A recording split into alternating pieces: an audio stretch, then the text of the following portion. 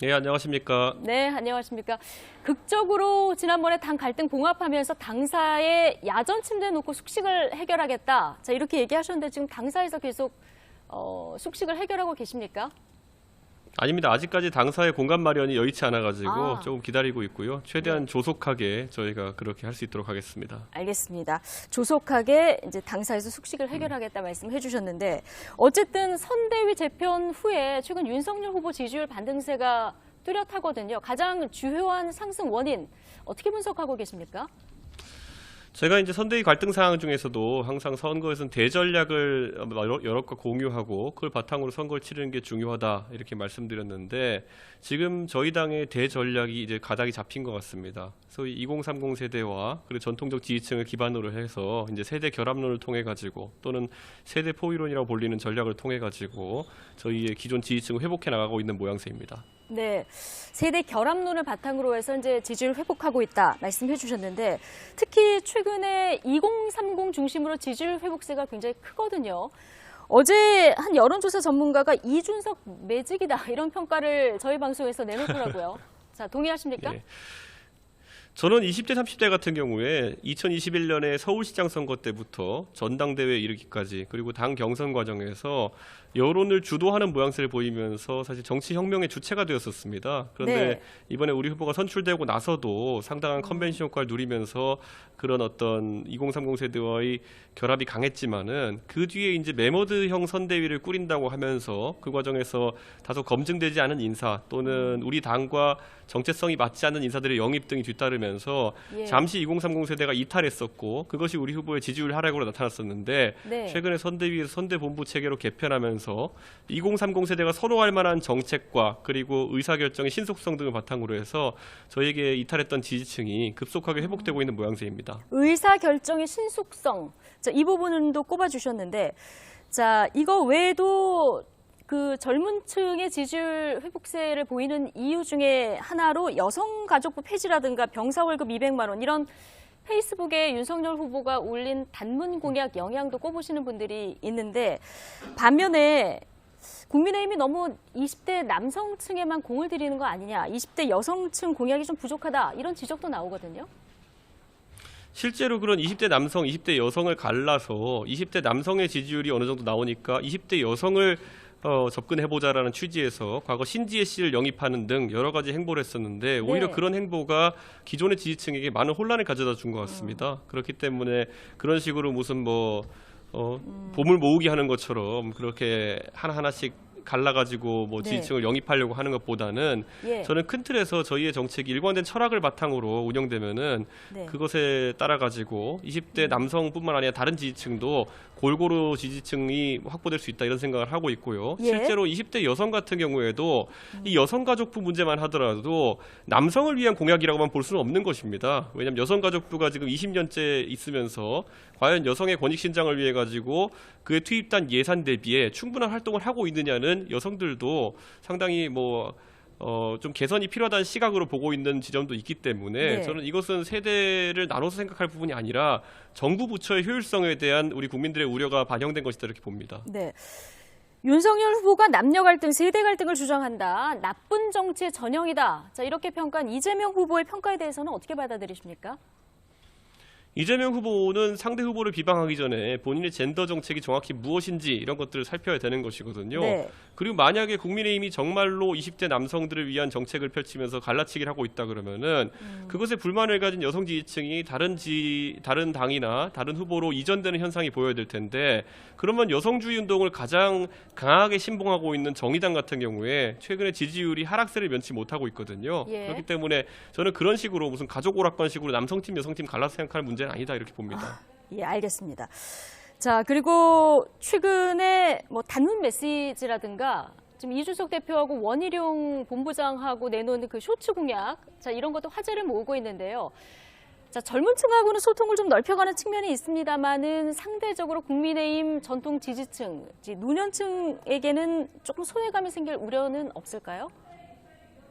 저는 전통적 지지층 같은 경우에 당을 오랫동안 지켜오시고 무엇보다도 이번 정권 교체의 의미가 무엇인지를 잘 알고 계신 계층이기 때문에 일시적으로 지금 잠시 이탈하셨다고 하더라도 저희가 장기적으로 다시 회복할 수 있는 지지율이다 이렇게 보고 있습니다. 그래서 지금 저희가 2030 세대의 어떤 기반이 다시 확보된 이후에 저희가 지금 이번 주부터 저희 전통적 지지층을 다시 한번 또 선거에 또 지지층을 회복할 수 있기 위한 그런 노력을 지금 하고 있습니다. 이번 주부터는 이제 전통적인 지지층을 향한 어떤 메시지들이 나올 것이다. 자, 얘기를 해주셨고요. 자, 김건희 씨의 7시간 통화 내용 중 일부가 공개가 됐습니다. 이 얘기를 좀 해볼 텐데 민주당에서는 지금 최순실 시즌2다 이런 반응이 나왔거든요. 개인적으로 방송 다 보고 녹취도 다 들으셨을 텐데 어떤 생각하셨습니까?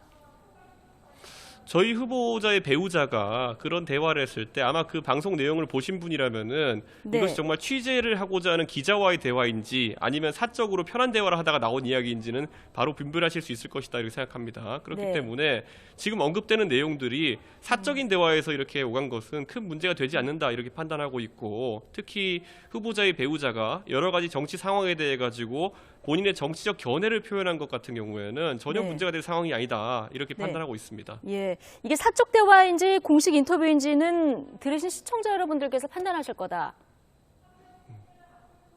예, 그렇게 보고 있습니다. 이것은 예. 공식적인 인터뷰라 보기에는 너무나도 광범위한 주제를 다루고 있고 그리고 네. 정치에 대한 취재라고 한다면 정치에 관련된 사안에 대해서 기자가 질문을 던져야 할 텐데 질문을 던지는 상황도 딱히 아니었고 네. 그런 상황 속에서 편한 대화를 나누는 것이라고 많은 분들이 인식할 것이라 봅니다. 예, 알겠습니다. 자, 보시는 이제 시청자 여러분들께서 다 판단을 하시겠습니다만은 몇 가지 좀 논란이 되는 발언 중에 특히 미투 관련한 발언은 국민의힘에서도 사과 발언이 나왔습니다. 자, 피해자에게 직접 사과가 필요하다 이런 목소리도 큰데 여기에는 동의하십니까? 저는 김지은 씨가 이번 사건을 바탕으로 해서 2차 가해다라고 주장하면서 우리 후보자 배우자의 직접적인 사과를 이제 요청하는 이런 내용도 봤습니다. 그런데 이 사안 같은 경우에는 아까 언급한 것처럼 사적인 대화가 노출된 것이고 우리 후보자의 배우자가 이런 부분을 공개적으로 발언하거나 아니면은 김지은 씨의 명예를 훼손할 의도가 있었던 것은 전혀 아닌 것으로 보입니다. 예. 그렇기 때문에 그런 2차 가해라는 표현은 좀 표현이 과하지 않았나 이런 생각을 하고 있습니다.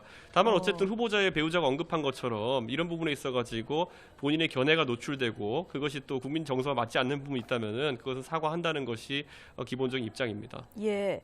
근데 통화 내용 중에 보면은 나랑 우리 아저씨는 안희정 편이다 이런 표현이 나오다 보니까 오늘 심상정 정의당 대표는 뭐 김건희 씨뿐만 아니라 윤석열 후보가 직접 입장을 표명하고 사과를 해야 된다 이런 얘기를 했거든요. 후보의 직접 사과 계획은 없습니까? 안희정 지사와 관련된 그 당시에 있었던 사건들은 많은 분들도 기억하겠지만은 네. 우선 안희정 그 지사가 그 김지은 씨와의 그 상황 중에서 성폭행을 했다는 부분, 성폭력을 저질렀다는 부분에 대해서는 법원의 판단이 나온 상황이고 안희정 전 지사가 그에 대해서 이제 형을 이제 살고 있는 상황이기 때문에 그 예. 어떤 법적인 판단에 대해 가지고 우리 후보자의 배우자가 이의를 제기하거나 그것이 잘못되었다는 주장을 한 것은 아니라고 생각합니다. 그렇다면 다만 그 상황에서 안희정 지사와 그리고 김지은 씨와의 여러 가지 뭐 사적인 관계라든지 이런 것들에 대해 가지고는 다른 견해를 가지고 있는 것처럼 보이는데 저는 네. 이 사안이 어떤 미투 운동 전반에 대한 부정이나 이런 식으로 비춰지는 것은 좀 과하다 이렇게 생각합니다. 예. 근데 성폭력 피해는 이제 피해자 입장에서 생각을 해야 한다는 의견들이 많기 때문에 만약에 뭐 사과를 안 하게 되면 그동안 이제 국민의힘이 피해 호소인이다 이렇게 얘기한 민주당을 비판해 오지 않았습니까? 이런 어떤 주장이 좀 힘을 잃게 되는 거 아니냐 이런 지적도 있는데요.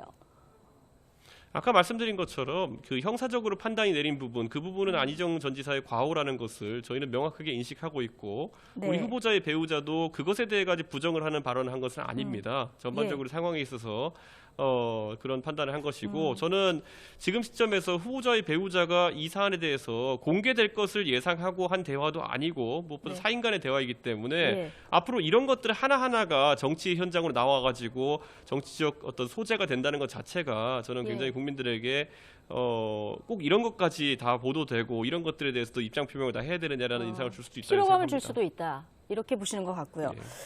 국민의힘에서는 지금 이재명 후보의 형수 욕설이나 김혜경 씨 녹취도 같이 틀어야 한다 이런 주장들이 좀 나오고 있는데, 자, 이준석 대표님 이거 당 차원의 공식적인 입장입니까? 그것은 당 차원의 공식적인 입장이 될 수 없고, 다만 네. 아까 언급했던 것처럼 이런 사적인 대화에 해당하는 부분 같은 것들이 정쟁의 소재로 이용되는 것에 대해 가지고는 저는 강한 문제의식을 가지고 있습니다. 그렇기 네. 때문에 저희 당에서 그렇게 하겠다라는 이야기보다 네. 사실 이런 식으로 사적인 대화가 정치의 공간으로, 사실 우리나라의 지도자를 뽑는 선거인데 사적인 대화에서 어떤 정견을 가지고 있다라는 것이 도마에 오르게 되면은 예. 선거에서 오히려 검증해야 될 영역이라든지 유권자가 알고 싶은 영역의 비중이 줄어드는 것이기 때문에 그런 양태에 대해 가지고 비판적으로 언급한 것이지, 저희가 주도적으로 뭐 이재명 후보와 그 가족 간에 뭐 굉장히 문제되는 발언이라든지 이런 것들, 아무리 저희에게 선거에 득이 된다 하더라도 네. 그런 것을 과도하게 노정하는 것은 좋지 않다고 생각합니다. 아, 이런 사적인 대화 내용을 보도하는 것 자체는 부적절하다. 이건 뭐 양당 공이 똑같이 그렇게 평가하신다는 얘기를 해주셨고요. 자, 이번 통화 내용 보도가 한편에서는 또 결정적인 한 방이 없었고 김건희 씨에게 뜻밖의 해명 방송이 됐다 이런 반응도 나오거든요. 이러다 보니까 김건희 씨가 등판할 기회가 열렸다 이런 평가도 나오는데, 대표님 보시기에 김건희 씨 등판 언제쯤 될 것 같습니까?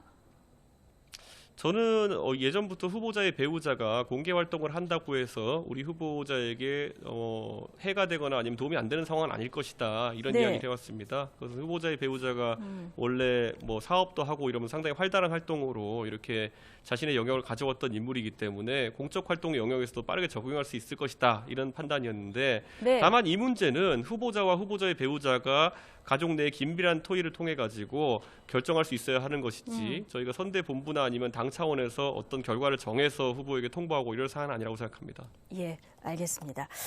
자, 무속 논란이 지금 또 불거졌는데, 이번에는 건진 법사로 알려진 분이 네트워크 본부에서 고문으로 일하면서 후보 메시지와 일정 인사에 관여했다, 이런 의혹이 한 그 언론에 의해서 제기가 됐는데, 자, 이 무속인 논란이 이번이 처음이 아니기 때문에 민주당에서는 집권하면은 제2무속실 설치하는 거 아니냐는 시중의 얘기가 가볍게 들리지 않는다. 오늘 윤호중 원내대표가 이런 얘기도 했거든요. 어떻게 보십니까?